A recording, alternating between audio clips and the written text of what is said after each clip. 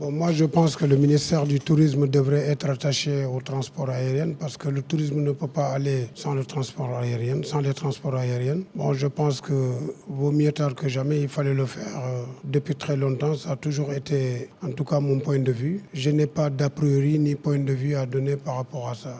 Ma constance était toujours qu'il fallait le faire dès le départ. Bon, de ce remaniement, c'est trop dire peut-être de notre ministre qui est Alioune Sarr. On attend de lui qu'il donne une importance au secteur du tourisme parce que si le Sénégal n'avait pas aujourd'hui le pétrole, je pense que notre sentinelle, on devrait nous tous se penser sur le tourisme qui est quand même l'un des leviers phares, en tout cas du dispositif économique de notre pays, qui est un secteur porteur de rente. Bon, ça va, pour l'instant, il y a des réformes. Le ministre est en train de mettre en place procédures pour faire des réformes fortes, pour en tout cas booster le secteur. Mais je ne dirais pas qu'il se porte à merveille, ça va, pour le moment. Mais laissons-le quand même le temps de s'asseoir et de définir sa feuille de route. Moi, j'avais souligné 4 grandes réformes. D'abord, il fallait revoir la convention collective, rebooster la compétitivité, c'est-à-dire en mettant en place des centres de formation, augmenter un peu aussi la sécurité et faire en sorte que l'industrie touristique revienne de droit aux nationaux, aux Sénégalais. Parce que 80 ou 90% des industries touristiques appartiennent à des étrangers. Bon, le ministre Alioune Sarr a peut-être vu les statistiques et on a peut-être on lui a peut-être dit que ça a généré 435 milliards. Mais moi, selon l'ANFD, l'Agence nationale des statistiques et de la démographie, moi j'avais vu 430 milliards en termes de revenus, oui, et en termes d'emplois directs et emplois indirects, 10 000 emplois directs et 21 000 emplois indirects. Maintenant, bon, depuis le temps, on chante ces mêmes chiffres. Le Sénégal n'arrive même pas à faire 1 million de tourisme par an.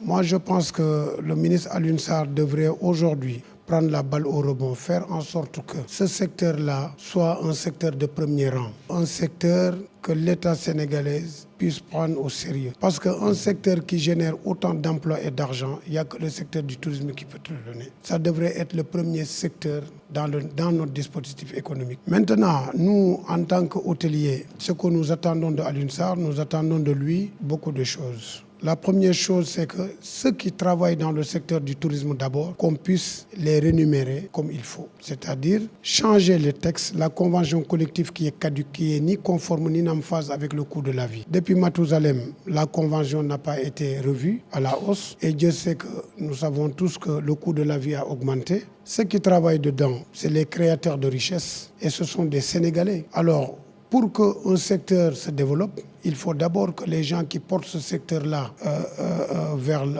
le haut soient aussi contents par leur rémunération, par leurs employeurs, bien entendu. Mais tout cela tourne autour de la convention collective qui a été quand même préétablie par le gouvernement sénégalais. Et le gouvernement sénégalais ne doit pas aujourd'hui laisser ses dignes fils qui travaillent dedans depuis des années et qui restent aujourd'hui, qui sont en tout cas qui sont au dernier rang. Contrairement aux gens qui viennent investir dans notre pays, qui font ce qu'on appelle le transfert des capitaux, prennent notre argent ici pour l'amener ailleurs. Or que les personnes qui travaillent dedans ne se voient pas dedans. C'est-à-dire on travaille à perte. Et ça, c'est pas normal. La première réforme qu'il faut faire, c'est revoir cette convention collective qui est caduque. Alors nous, ce que nous faisons, nous sommes des forces de proposition. On ne peut pas faire autrement. Ce que nous pouvons faire, c'est donner des orientations clés à l'État pour que l'État puisse se penser sur ces orientations-là pour développer le secteur. Ne serait-ce que la formation.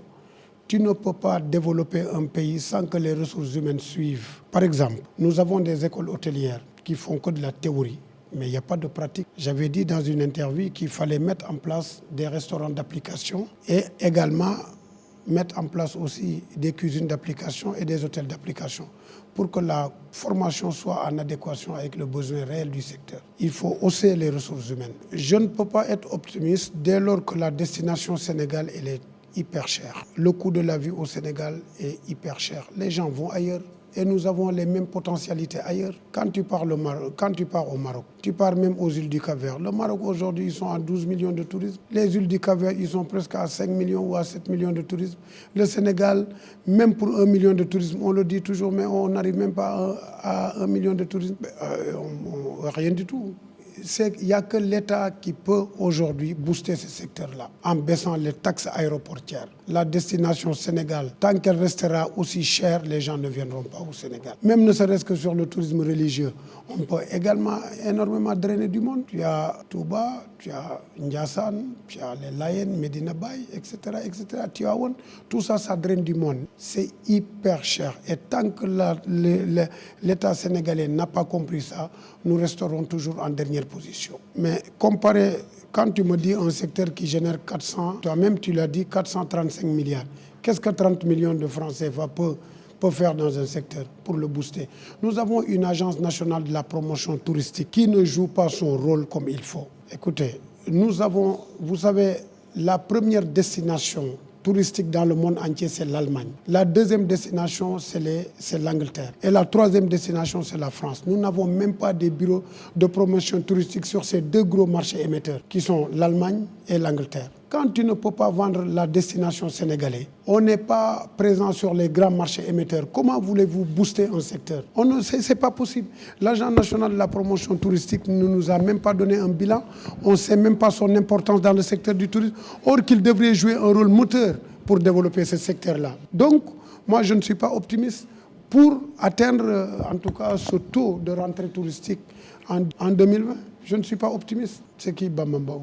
L'agence de la promotion touristique, moi je ne parle pas de la personne, moi je parle de l'agence. L'agence reste une direction importante dans le dispositif du secteur touristique sénégalais. Mais les gens qu'on a confiés à cette agence-là, pour moi, il ne faut rien à cette agence. Ils ne connaissent même pas l'importance de ce qu'on les a donné. Cette agence-là est même plus important même que le ministère du Tourisme. Parce que cette agence-là, seule cette agence-là devait faire bouger le secteur du tourisme. Mais les gens qu'on a confiés à cette agence-là ne savent même pas ce qu'ils font dans cette agence-là, malheureusement. Ils n'ont pas de bilan, ils ne font pas des émissions pour nous dire ce qu'ils font. Ils n'ont pas de programme. Moi, je n'ai jamais vu un programme de ces gens-là. Écoute, depuis que ces gens-là sont là, ils n'ont jamais reçu même l'apport pour pouvoir discuter et prendre même des conseils à notre égard. Parce que nous sommes, comme je l'ai dit tout à l'heure, on est force de proposition. Nous évoluons dans le secteur.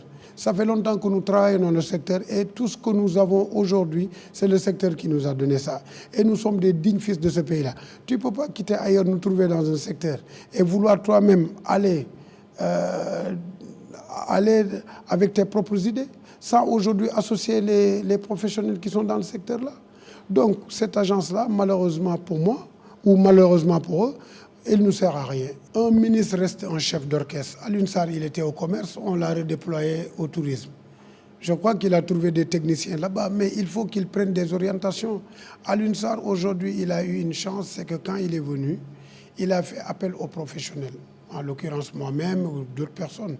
Et quand nous avons discuté ensemble, on lui a donné des orientations, même ne serait-ce que pour l'assainissement du secteur du tourisme. En tout cas, ce que je peux aujourd'hui témoigner sur sa modeste personne en tant que ministre, que je ne le connais pas, je viens de le connaître. On a eu à échanger parce que quand on l'a nommé, le lendemain même de sa passation de service, il a fait appel à moi avec toute la direction d'AFOR.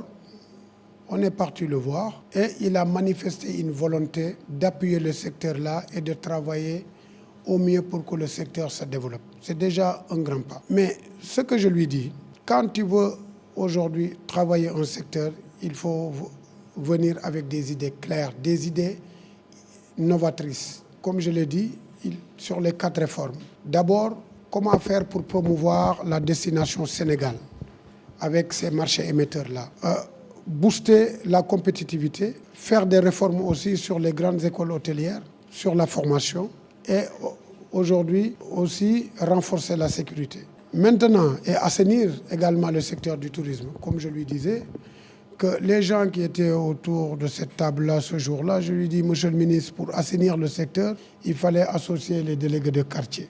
Parce que quand tu demandes à construire une maison, tu demandes à construire à usage d'habitation, pas à usage commercial. Maintenant, ceux qui font de la concurrence déloyale en mettant en place les chambres meublées, les appartements meublés qui ne rentrent pas dans la nomenclature touristique de chez nous, l'État n'a ni les moyens matériels ni les moyens financiers de contrôler ça. Il faut associer les délégués de quartier, qui est l'autorité du quartier qui peut aller dans ces maisons-là pour voir qui rentre, qui sort. Et après, pouvoir les dénoncer ou leur dire de fermer ça parce que ça fait une concurrence déloyale. Ce qui se passe partout, même au niveau des ventes d'alcool, etc., etc. Il faut déjà assainir le secteur. Ça, c'est le primordial. Il faut l'assainir à sa juste valeur, d'abord. Mais comme tu me l'as si bien demandé, je pense qu'il est venu, il a manifesté une volonté en tout cas de porter le secteur-là vers la voie de l'émergence. Maintenant, restons voir ce qu'il va faire, il va falloir lui donner le mode fast-track, tout le monde en parle, on devait le faire depuis. Notre administration là, a toujours marché au ralenti. Il fallait le faire depuis très longtemps. Tous les pays qui se sont développés, ils ont fait le fast-track. On n'attend pas que le président dise ça quand il prêtait serment sur son second mandat, sur le dernier mandat qu'il a, pour le dire. Ça, il fallait déjà ça, il fallait qu'il soit déjà au devant de la scène depuis très longtemps. Notre administration a toujours marché au ralenti. Maintenant, si le président a compris ça jusqu'à dire le fast-track, bon, c'est tant mieux pour tout le monde et c'est tant mieux pour tout le Sénégal. Mais bien évidemment, dans tous les hôtels de la place, on devrait avoir ce qu'on appelle les diaporamas. C'est des panoramas, ou je sais même pas comment on l'appelle. Donc il fallait dans tous les hôtels de la place que l'Agence nationale de la promotion touristique puisse faire ce qu'on appelle... il fallait qu'il fasse tout le panel de tous les merveilles du Sénégal avec un CD qu'on impose aux hôtels de le mettre dans les réceptions d'hôtels avec des grands écrans pour qu'ils puissent projeter tous nos merveilles que nous avons au Sénégal. Est-ce que c'est le cas? Ce n'est pas le cas. L'Agence nationale de la promotion touristique devait avoir des spots publicitaires dans tous les médias de télévision pour qu'on puisse au moins montrer les merveilles que nous avons au Sénégal. Montrer la 3e station balnéaire, montrer Saly, montrer les grands projets phares de l'État pour inciter au moins l'investisseur à venir et pour permettre aussi aux Sénégalais qui habitent même au Sénégal de pouvoir voir comment ça se passe ailleurs. Mais tel n'est pas le cas. Donc tout cela relève des compétences de l'Agence nationale de la promotion touristique. Mon mot de la fin, c'est souhaiter déjà au nouveau ministre Alioune Sarr la bienvenue et lui dire que tout le secteur du tourisme porte leur espoir sur sa personne